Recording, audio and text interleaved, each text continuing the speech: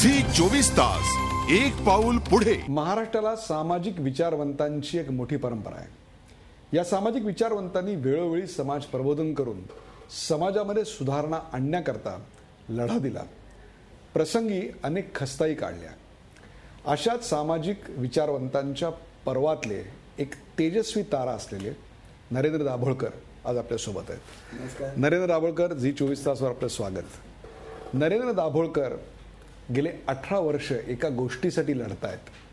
नेमकी ती गोष्ट काय आहे, त्याचं महत्त्व काय आहे, सामाजिक महत्त्व काय, राजकीय महत्त्व काय आणि त्याहीपेक्षा सुद्धा त्याच्यातल्या अडचणी काय, या सगळ्यांवर आज मी त्यांच्याशी चर्चा करणार आहे.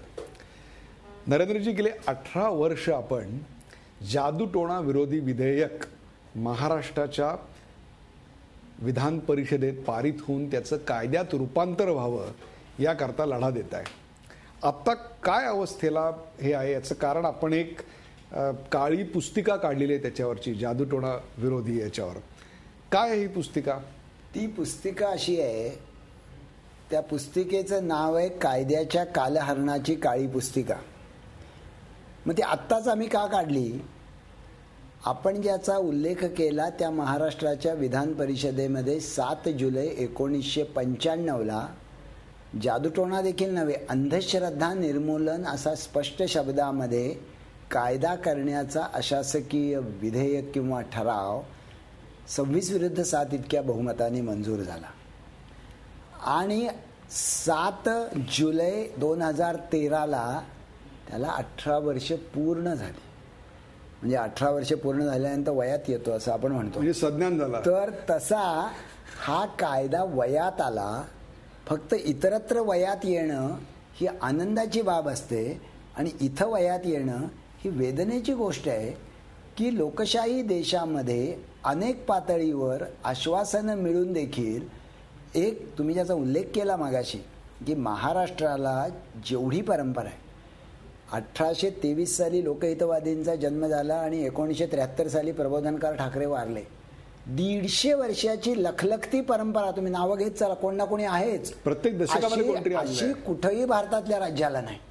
आणि या सगळ्या लोकांच्या मध्ये जर तुम्हाला लघुत्तम साधारण विभाज्य काढायचा असेल तर तुम्हाला एक शब्द काढावा लागेल, तो म्हणजे बुद्धिप्रामाण्यवाद किंवा बुद्धिवाद. या सगळ्यांनी बाकीचं काय काय केलं, पण त्यांनी सांगितलं बुद्धी चोख चालवायला पाहिजे. बरोबर. आणि अंधश्रद्धा तुम्हाला बुद्धी चालवण्यापासून रोखते. त्या अत्यंत शोषण करणाऱ्या अंधश्रद्धांच्या विरोधामध्ये 18 वर्ष कायदा महाराष्ट्रात करायला लागावा ही वेदनादायी गोष्ट लोकांच्या समोर आणायला आम्ही ती काळी पत्रिका काढली. नरेंद्र, मला सांगा की 18 वर्ष हा कायदा न होण्यामागची कारण काय आहेत? ह्याची 2 महत्वाची कारणं मला दिसतात. पहिलं कारण असं की या कायद्याबद्दल अत्यंत खोटा, अत्यंत विद्वेषी, अत्यंत चुकीचा असा अपप्रचार करण्यात आला. तो काही धर्माचं राजकारण करणाऱ्या लोकांनी केला, तो काही कडव्या सनातन प्रवृत्तीने केला. हे एका बाजूला असा झालेला अपप्रचार आणि दुसऱ्या बाजूला सत्तारूढ पक्ष फक्त फुले शाहू आंबेडकरांची नावं घेत राहिले. त्याच्यासाठी जी पॉलिटिकल विल किंवा पॉलिटिकल डिटर्मिनेशन असतं त्याच्या ऐवजी अरे अपप्रचार झालेला आहे, मग मतपेढीवर कशाला उगीच. म्हणजे विधानसभेमध्ये हा कायदा मंजूर झाला 16 डिसेंबर 2005ला. विधानसभेत असतात 288 लोक, विधान परिषदेत असतात 78 लोक. पुढं 1 वर्ष 3 विधान परिषदेच्या अधिवेशनामध्ये या कायद्याचं नुसतं गुऱ्हाळ गायलं गेलं आणि सरकारने शब्द मोडला. संयुक्त चिकित्सा समितीकडे तो पाठवला. 2 किंवा 3 मीटिंगमध्ये संयुक्त चिकित्सा समितीचा त्याच्यावर पूर्ण चर्चा करून पुन्हा आम्ही आणू म्हणून विधान परिषदेत म्हणले. 3 वर्ष संयुक्त चिकित्सा समितीचा अहवालच पूर्ण झाला नाही. 2009ला निवडणुका झाल्या आणि कायदा लॅप्स झाला. मला तुम्ही सांगा की हा कायदा अस्तित्वात यावा याच्याकरता तुमच्यासारखा एक लढवय्या सामाजिक विचारवंत हा काही गप्प बसला नसेल. गेल्या 18 वर्षात तुम्ही अगदी स्पष्ट आणि थेट विचारतो, भारतीय जनता पक्ष, शिवसेना, काँग्रेस, राष्ट्रवादी काँग्रेस आणि आता मनसे यांच्या संपर्कात कधी आलाच असाल, त्यांच्याशी काही बोलला असाल, त्यांना काही तुमची बाजू समजावून सांगितली असेल, काय होता तुमचा अनुभव या सगळ्या राजकीय पक्षांचा? नाही, याच्यापैकी मी स्वतः सुरुवातीच्या काळामध्ये शिवसेना भाजपकडे थेट गेलो नाही. याचं कारण असं की आमचं संपूर्ण बहुमत आहे आणि आम्ही हा कायदा करणार आहोत आणि हा कायदा शेवटी महाराष्ट्र शासनाचा आहे असं अतिशय स्पष्ट आश्वासन मला आठवतंय. 30 नोव्हेंबर 2005 मी आणि ND पाटील एकेका बाजूला उभे आणि मधी विलासराव देशमुख, आणि ते म्हणाले की आता काय प्रश्नच नाही, 2005च्या इलेक्शनला तर आम्ही 2004च्या मेजॉरिटीमध्ये आलोय आणि आम्ही हा कायदा करणार आहे. त्याच्यामुळे मी असं धरून चाललो की सत्तारूढ पक्षाने 99 साली लेखी आश्वासन दिलंय की आम्ही 1 वर्षाच्या आत हा कायदा करू, त्याच्यामुळे ते करणार आहेत. तेव्हा प्रत्यक्षामध्ये एक दारुण अपेक्षाभंग या सगळ्यांच्याकडनं मला मिळाला. आत्ता आम्ही असा विचार केला, म्हणजे उदाहरणार्थ या कायद्यामध्ये वारकरी बांधवांच्या सूचनेप्रमाणे एक 20 बदल करण्यात आले आणि 20 बदल करण्यात आल्यानंतर आता तो नवीन कायदा आत्ताच्या येणाऱ्या विधिमंडळात तुम्ही मांडणार आहे. आता असं म्हणाले दिवाकर रावते शिवसेनेचे नेते की ज्यांचा असा कडवा विरोध होता, ते माझ्याशीच बोलताना मुख्यमंत्री म्हणले की आम्ही अधिवेशनात कायदा करू, त्यावेळेला ते असं म्हणले नाही, आमचा विरोध आहे. राजकीय पक्षांच्या भूमिका दुटप्प्या आहेत आणि मतांचं राजकारण डोळ्यासमोर ठेवून त्या आखल्या गेलेल्या आहेत.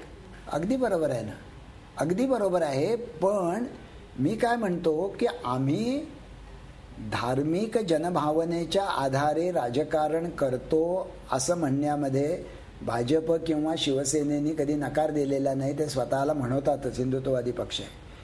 पण आम्ही इहवादी आहोत असा दावा करणारे जे 2 सत्तारूढ पक्ष सध्या आहेत, काँग्रेस आणि राष्ट्रवादी पक्ष, त्यांनी देखील अजिबात स्पष्ट भूमिका का घेऊ नये? कुठेतरी या लोकांना हा कायदा श्रद्धेच्याच विरोधातला आहे, त्यांच्या वैयक्तिक श्रद्धा आहेत त्याच्या विरोधातला आहे असं जे मगाशी मी म्हणाला तसंही वाटतं? वैयक्तिक इगो याच्यामध्ये आहे? नाही, मला स्वतःला असं वाटतं की या आत्ताचे पृथ्वीराज चव्हाण वगळता या सगळ्या लोकांची बुद्धिप्रामाण्यवादाची भूमिका वैचारिक दृष्ट्या कमकुवतपणाची होती. कारण हा कायदा करताना न्यायमूर्ती PB सावंत सर्वोच्च न्यायालयाचे माजी न्यायमूर्ती, अशा ज्येष्ठ लोकांचा, न्यायमूर्ती चंद्रशेखर धर्माधिकारी यांचा सल्ला घेतला होता आणि कोर्टामध्ये श्रद्धा अंधश्रद्धा या वादात कधीही हा कायदा पडू नये म्हणून ज्या निश्चितपणे शोषण करणाऱ्या बाबी आहेत 1, 2, 3, 4, 5, 6, 12 पर्यंत, त्याच बाबी या कायद्याने दखलपात्र गुन्हे आहेत. त्यामुळे तुमचा देव, तुमची श्रद्धा, तुमची अंधश्रद्धा सगळी तुमच्याजवळ. सत्यसाई बाबाच्यावर विश्वास होता अशोक चव्हाण आणि विलासराव देशमुखांचा, हा या कायद्याने गुन्हा नाही. या कायद्यामध्ये अत्यंत की ज्या गोष्टी घडणं हे आपण मानवतेला कलंक म्हणतो अशा गोष्टी केलेल्या होत्या. म्हणजे ज्याच्यामध्ये पवित्रता आहे अशा प्रकारच्या वैयक्तिक श्रद्धेचा समावेश या कायद्यात नाही, ज्याच्यामुळे सामाजिक कोणते तरी अनारोग्य पसरतं, अनिष्ट चाली, अगदी बरोबर, शोषण होतं, त्याला विरोध आहे तुमचा. आणि मला तुम्ही सांगा, मूळ कायद्याचा मसुदा तुमच्या डोक्यात काय आहे? नाही, त्याच्याविषयीच कुठेतरी आता मला असं वाटतं एक प्रकारची मतभिन्नता मला दिसते. नाही, आता मला काय दिसतं बरं का, कायद्याचा जो मूळ मसुदा 13 एप्रिल 2005 विधानसभेत मांडला, त्याला झालेल्या विरोधानंतर तो कायदा बराच सौम्य करण्यात आला.